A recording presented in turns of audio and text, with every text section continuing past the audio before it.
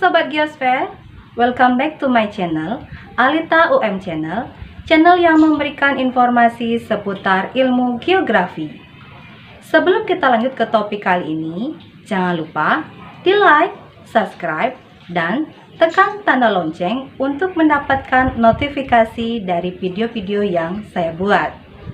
Sobat Geosfer, semoga Sobat Geosfer senantiasa dalam keadaan sehat dan aman. Mari belajar geografi, kapanpun, dimanapun, bersama saya, Bu Guru Alita.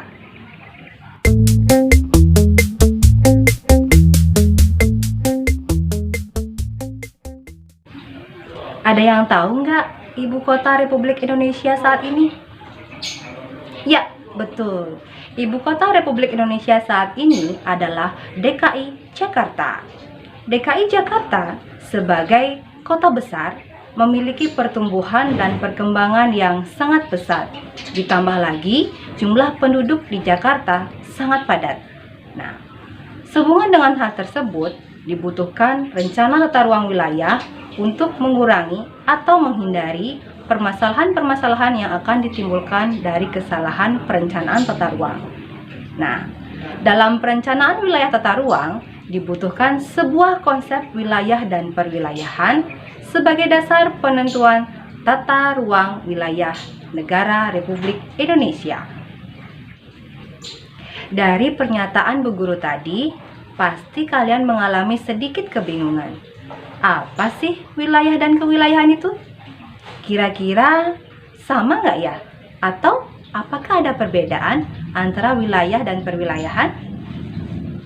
Nah, untuk lebih jelasnya, kali ini Bu Guru akan menjelaskan materi tentang konsep wilayah dan tata ruang. Submateri 1. Pengertian wilayah, 2. Konsep wilayah, dan yang terakhir adalah perwilayahan. Kita telah mengetahui bahwa geografi adalah ilmu yang mempelajari tentang ruang. Nah, dalam geografi, ruang yang dimaksud adalah tempat manusia tinggal dan makhluk hidup lainnya dalam melakukan aktivitas untuk memenuhi kebutuhan hidupnya. Selain tempat hidup, dalam ruang tersebut juga terdapat fenomena-fenomena alam dan sosial. Nah, itulah sebabnya konsep wilayah menjadi sangat penting untuk kita bahas kali ini. Konsep wilayah berawal pada abad ke-19. Saat itu, Paul Vidal de Lablanche, seorang ahli geografi Prancis, mempelajari bagaimana alam dan lingkungan menentukan suatu batasan geografi dan mempengaruhi aspek sosial politik suatu daerah. Berikut adalah definisi atau pengertian wilayah menurut para ahli. Nah, jika diperhatikan, banyak juga ya definisi dan pengertian wilayah menurut ahli. Dari definisi ini, dapat kita simpulkan bahwa wilayah adalah suatu area atau unit geografis yang memiliki ciri khas atau karakteristik tertentu dari permukaan bumi dengan batas-batas tertentu. Nah, contohnya misalnya wilayah perdesaan, wilayah perkotaan, wilayah industri, dan wilayah pertanian ataupun wilayah lainnya. Setelah kita merumuskan atau menyimpulkan definisi suatu wilayah, maka dapat kita peroleh bahwa wilayah berdasarkan pengertiannya memiliki beberapa unsur. Yang pertama adalah mempunyai ciri dan luas tertentu. Kemudian yang kedua, berbeda dengan daerah lain. Pasti itu akan berbeda. Kemudian yang ketiga, dapat ditentukan berdasarkan aspek administratif atau fungsional. Nah, adik-adik, tadi kita sudah menyimpulkan pengertian wilayah yang kita intisarikan dari pengertian wilayah menurut para ahli.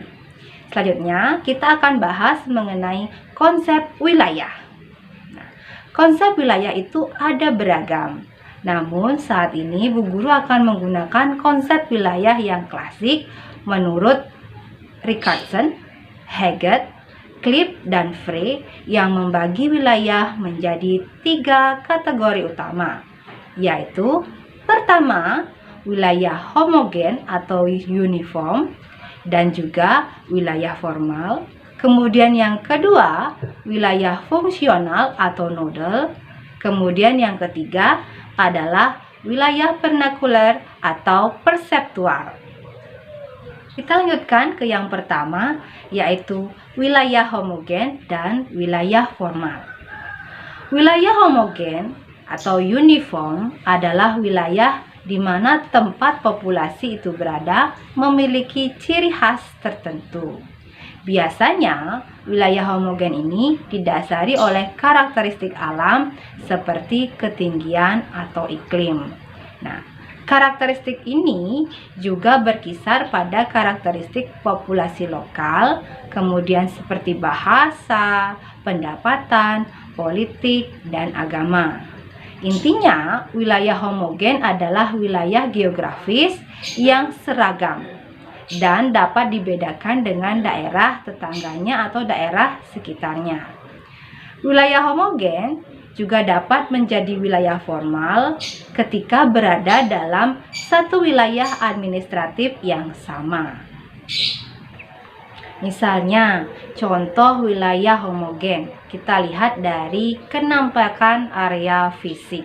Contohnya adalah ada gunung, ada das atau daerah aliran sungai, ada rawa, dan area lipatan misalnya. Kemudian kenampakan area biotik, contohnya ada hutan, ada sawah, ada tegalan, dan sebagainya.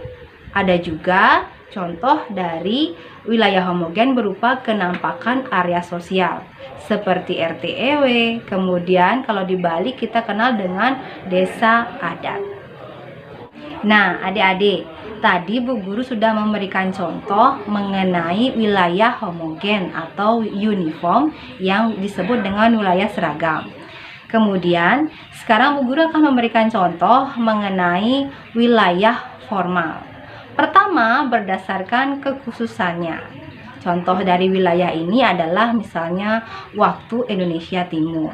Jadi, khusus untuk waktu Indonesia Timur, khusus untuk daerah Indonesia bagian timur. Tidak akan sama dengan daerah Indonesia bagian tengah ataupun bagian barat. Selain itu, ada juga misalnya wilayah penangkapan udang. Jadi memang wilayah tersebut adalah habitat dari udang, khusus untuk udang.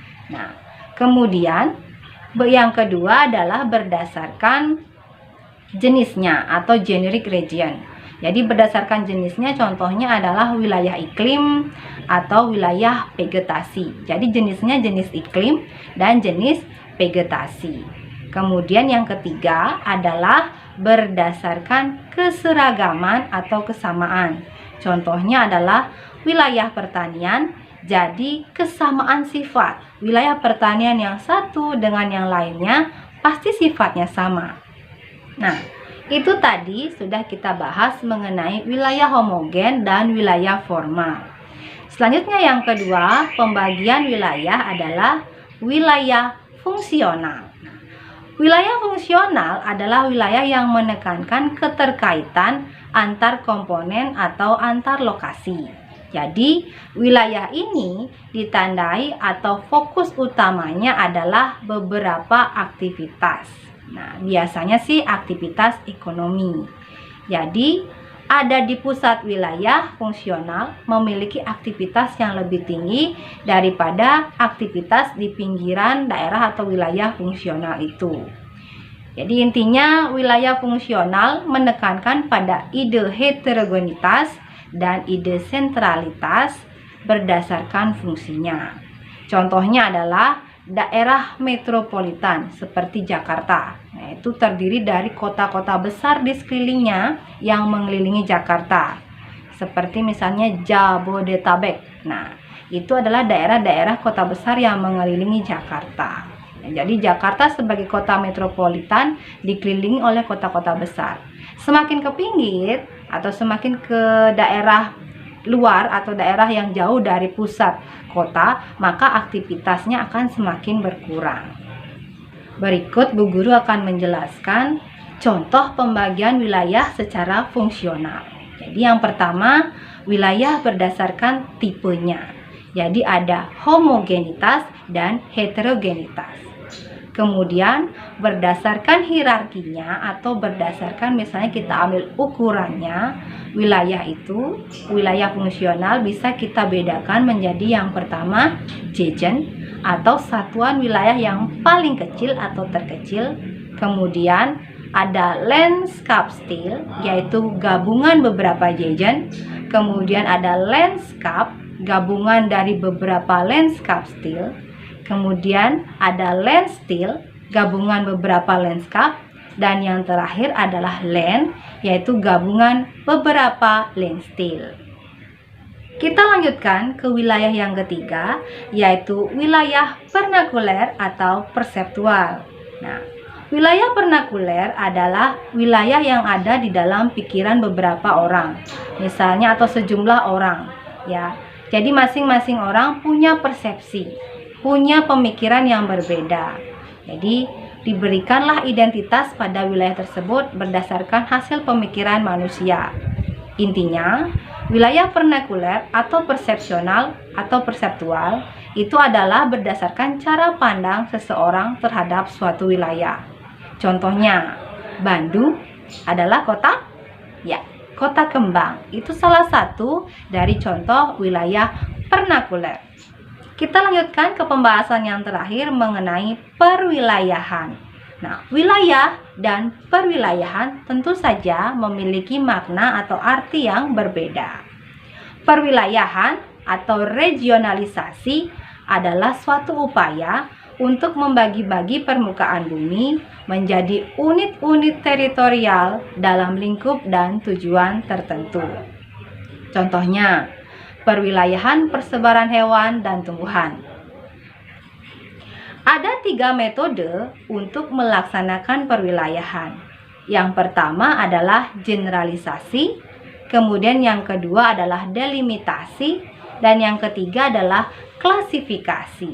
Nah, generalisasi adalah upaya penyamarataan wilayah dengan cara mengubah atau menghilangkan objek yang dianggap tidak penting untuk menonjolkan objek-objek yang akan dianggap penting oleh orang-orang tersebut. Kemudian yang kedua adalah delimitasi. Delimitasi merupakan cara penentuan batas terluar suatu wilayah untuk tujuan tertentu dengan cara kualitatif dan kuantitatif.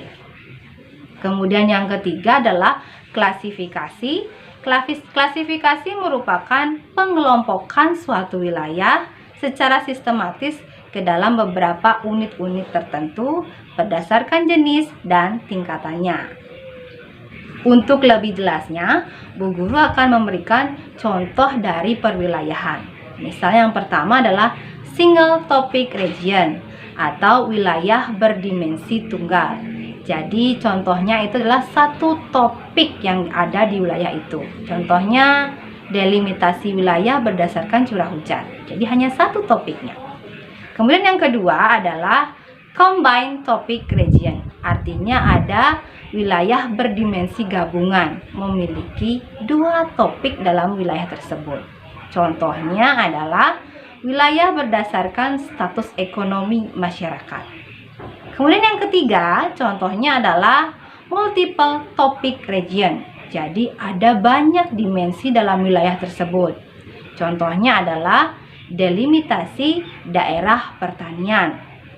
Nah, topik yang ada dalam wilayah tersebut pasti ada iklim, topografi, tanah, curah hujan, jadi banyak, multiple. Kemudian yang keempat ada total region. Jadi total itu berdasarkan semua unsur wilayah, ya. Jadi semuanya ada di sana. Contohnya misalnya kecamatan, kabupaten, semua ada di sana kan? Misalnya kecamatan Klungkung, ya. Itu ada sawahnya, ada pertaniannya, ada perkebunannya, dan aspek-aspek lainnya. Jadi ada unsur-unsur lainnya. Itulah total region. Yang terakhir adalah compact. Nah, jadi compact itu dominannya bukan aktivitas atau kenampakan secara fisik, namun fokus pada aktivitas manusianya. Sebagai apa? Sebagai pembatas untuk menonjolkan aktivitas manusianya. Ya, jadi di sini bukan menonjolkan kenampakan geografisnya, tapi yang ditonjolkan adalah kenampakan atau aktivitas manusianya. Contohnya adalah misalnya wilayah miskin, wilayah kaya, wilayah elit, atau juga bisa wilayah rawan bencana. Nah, jadi lebih ke aktivitas manusianya. Untuk menentukan batas-batas wilayah, diperlukanlah metode. Adapun metode yang digunakan terdiri dari dua metode. Yang pertama adalah metode nilai bobot indeks tetap. Yang kedua adalah metode dengan bobot indeks bervariasi. Sampai di sini dulu bahasan materi kita kali ini. Sampai jumpa di pertemuan selanjutnya. Untuk terus update video-video terbaru dari channel ini, jangan lupa di like, kemudian subscribe, dan tekan tanda lonceng. Terima kasih telah menyaksikan video ini. Sampai jumpa lagi di Alita UM Channel, channel yang memberikan informasi seputar ilmu geografi. Mari belajar geografi, kapanpun, dimanapun, bersama saya, Bu Guru Alita. Bye!